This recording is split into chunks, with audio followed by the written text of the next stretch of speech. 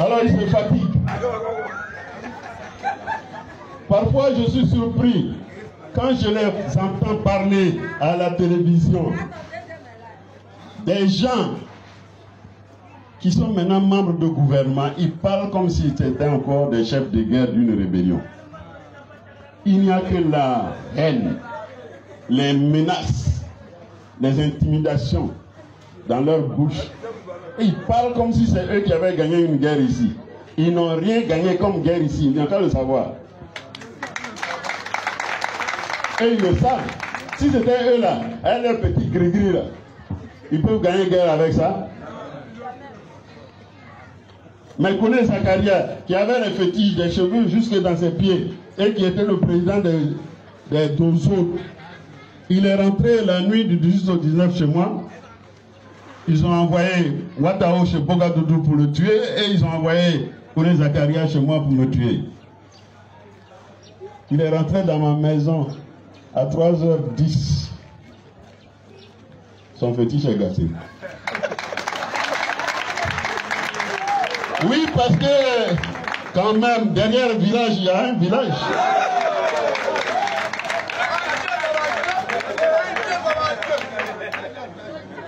Il m'a cherché de 3h10 jusqu'à 7h moins 10 du matin dans ma maison. Je suis assis quelque part, je le regarde. Il ne peut pas me voir.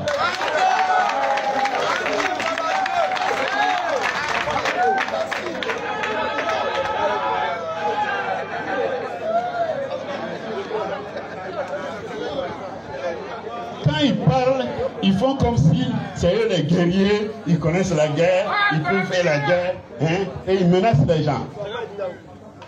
Si ce n'est pas les Français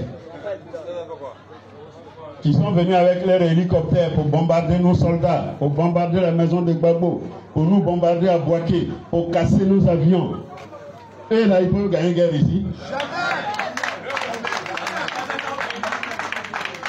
Ils n'ont qu'à être un peu modestes. On veut la paix dans notre pays.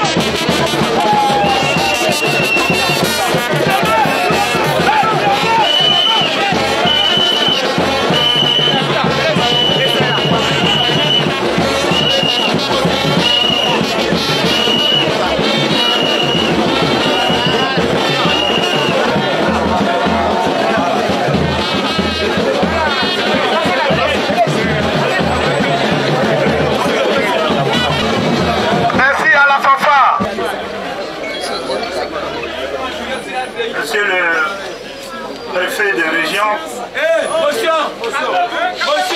préfet du département d'Abangourou, représenté ici par le secrétaire général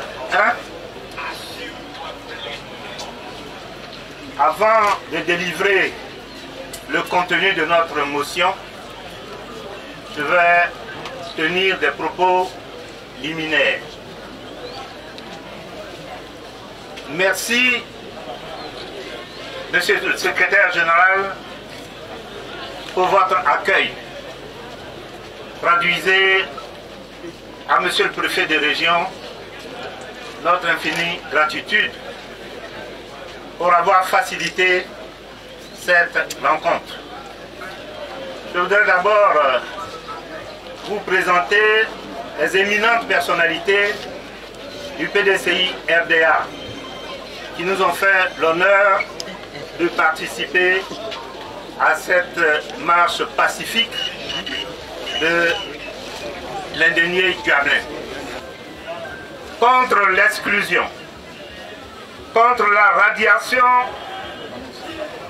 annoncée comme au souffle du président Tidjane Thiam de la liste électorale. C'est choisi.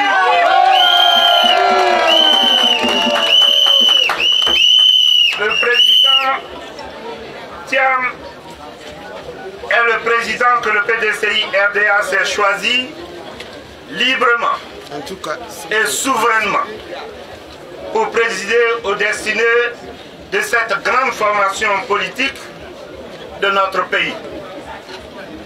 Le président Tidjane Thiam est le candidat que le PDCI RDA s'est choisi librement et souverainement pour compétir et gagner les élections présidentielles d'octobre 2025. Monsieur le préfet de région, M. Tidiane Thiam n'est plus à présenter. Il est un géant, pour ne pas dire un monstre, de l'économie mondiale.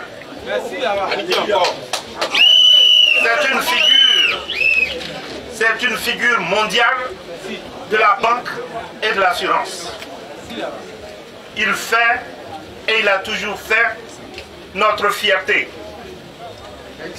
Monsieur Tidiane Thiam, dans cette compétition, porte un projet de transformation structurelle de notre société pour la mettre sur une nouvelle trajectoire pour le développement économique et social de notre pays. C'est une offre inédite et alléchante. Cette offre place l'homme au centre, au cœur du développement. Je voudrais vous rappeler, monsieur le préfet de région, que le président Tidiane Thiam est le petit-fils du royaume de l'Indénié. Félix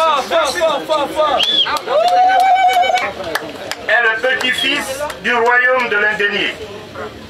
Félix Houphouët-Boigny, grand-père de Tidiane Thiam, a épousé Mamé Kadi, princesse du royaume de l'Indénié.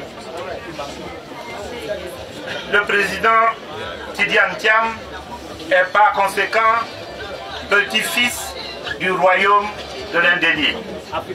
De protestation des militants du PDCI RDA contre la forfaiture visant à éliminer le président Tidiane Thiam des élections présidentielles. Nous, militants et militantes du Parti démocratique de Côte d'Ivoire, Rassemblement démocratique africain, PDCI RDA, rassemblés en ce jour devant l'autorité préfectorale, constatons avec consternation et indignation que le régime en place a orchestré une grossière instrumentalisation de l'appareil judiciaire pour priver notre président, le ministre Tidiane Thiam, de sa nationalité ivoirienne et par voie de conséquence de le radier arbitrairement de la liste électorale en vue de l'élection présidentielle d'octobre 2025. Dénonçons avec la plus grande vigueur cet acte illégal, inique et politiquement motivé qui foule aux pieds les principes élémentaires de l'état de droit et de la démocratie. Rappelons que notre président, le ministre Tidiane Thiam, est un fils légitime, authentique de la Côte d'Ivoire, reconnu de tous pour son engagement, son intégrité et son attachement profond à notre nation. Rappelons que notre président, le ministre Tidiane Thiam, est un des héritiers désignés devant la face du monde du père fondateur de la nation ivoirienne, feu le président Félix Houphouët-Boigny. À ce titre, il est descendant d'une lignée de patriotes ayant versé leur sang pour l'indépendance de ce pays, et nul ne saurait lui nier cette qualité d'ivoirien d'origine, d'ivoirien de souche multiséculaire. Dénonçons cette décision scandaleuse qui ne vise pas seulement un homme, mais menace des milliers de nos compatriotes binationaux exposés à l'apatridie du fait d'une interprétation politicienne du droit de la nationalité. Affirmons solennellement que la Côte d'Ivoire ne saurait être confisquée au profit d'un groupe minoritaire obsédé par la conservation illégitime du pouvoir au mépris de la souveraineté du peuple. Par conséquent, nous exigeons l'annulation immédiate de cette décision politique arbitraire maquillée sous un habillage juridique transparent et réclamons le rétablissement plein et entier de notre président, le ministre Tidiane Thiam, dans ses droits civiques, politiques et électoraux. Très bien dit. nous avertissons que les Ivoiriens épris de paix et de justice ne resteront pas passifs. Face à cette tentative grossière de musellement de l'opposition et de confiscation de la démocratie, nous exigeons le maintien sur la liste électorale définitive de notre président, le ministre Tidjane Thiam. Nous interpellons solennellement la communauté nationale et internationale sur la gravité de ce précédent dangereux pour la stabilité et la cohésion nationale. Nous appelons toutes les forces vives de la nation à se tenir prêtes pour défendre par tous les moyens légaux la démocratie, l'état de droit et la souveraineté nationale dans ce pays. Enfin, nous prenons à témoin l'histoire. Aucune oppression, aussi brutale soit-elle, n'a jamais triomphé d'un peuple debout et déterminé. Fait à Abengrou le 28 mai 2025, les militants du PDCI RDA de la région de l'Indénié Douablin. Je vous remercie. Le ministre Linda Kouassi nous a donné, n'est-ce pas, des révélations claires, nettes et précises. Voyez-vous, à l'époque où les mêmes cadres du RHDP, ancien RDR, ont tué le président Robert Gueye, ils avaient tenté de tuer également le ministre Linda Kouassi. Mais malheureusement pour eux, ils avaient trouvé garçon sur leur chemin. Vous avez écouté la vidéo ici où il dit derrière village à village. Ça veut dire que Kone Zakaria, pendant que M. Ouattara partait faire le sale boulot de l'autre côté, Kone Zakaria lui venait faire le sale boulot chez le ministre Linda Kouassi. Seulement arrivé, il cherchait le ministre dans la maison et pourtant le ministre était devant lui. Il dit derrière village à village. Ceux dont vous croyez que vous utilisez pour faire combat aux gens là, tout le monde peut faire ça en Côte d'Ivoire. Et le ministre Linda Kouassi avait montré à Kone Zakaria que derrière village à village. Donc le monsieur tournait, mais il n'arrivait pas à voir le ministre Linda Kouassi. Et il a tourné de 3h à 7h, il a porté ses affaires, il est parti. Comme pour vous dire que les crimes avec eux n'ont pas commencé en 2010, bien avant. Ils ont commencé à traumatiser les opposants politiques. Ils ont commencé à traumatiser les cadres du FPI d'alors. Ils n'ont jamais été sereins, ils n'ont jamais été tranquilles. Mais le ministre leur rappelle encore qu'ils n'ont jamais rien gagné en Côte d'Ivoire. Même la guerre avec la rébellion, ils n'ont pas gagné. Et je le dis tout le temps ici, cette rébellion n'a pas pu gagner la guerre.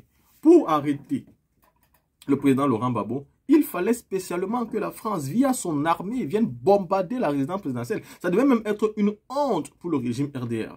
Moi, je le dis clairement. J'espère, et je le sais à 100%, que si le président Laurent Gbagbo arrive, mais vous êtes foutus, les Français. Vous êtes morts, vous êtes terminés. Parce que le vieux a tout vu. Il a tout vécu et il a même survécu. Quand on dit respecter ceux qui ont vécu là, le président Gbagbo, lui, c'est respecter ceux qui ont survécu. Le monsieur a survécu. Bon, un tel homme, s'il arrive au pouvoir, mais la Côte d'Ivoire sera le pays du panafricanisme même légendaire. J'ai dit, ce pays-là sera même le pays même où le panafricanisme va se manger, va se boire. Ça veut dire que vous allez vivre les réalités du moment. Parce que ce que ce monsieur a subi, en fait, il n'y a rien au Burkina, au Mali, au Niger. En Côte d'Ivoire, ça sera grave. Ça sera grave. Et les terreaux qui entrent pour se cacher en Côte d'Ivoire, mais seront délocalisés. Ils vont fuir.